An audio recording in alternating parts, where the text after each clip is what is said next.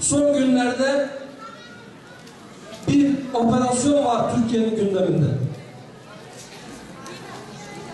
Bugün bazı bakanlar son operasyonlar nedeniyle görevlerinden istifa ettiler. Hatta Şehircilik Bakanı milletvekilliğinden de istifa etti. Bir tarafın ileri sürdüğü iddialar da dediğim gibi vahimdir. Siyasi bir operasyon olup olmadığı hususu tartışıla dursun. Biz yıllardır memleketimizde, özellikle de Kürdistan'da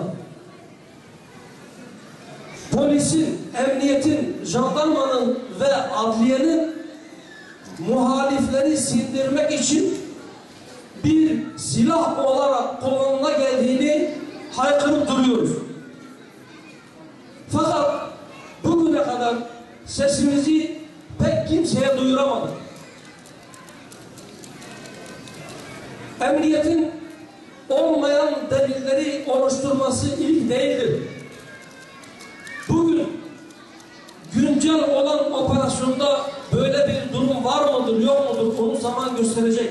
Hep beraber göreceğiz. Fakat biz şunu biliyoruz.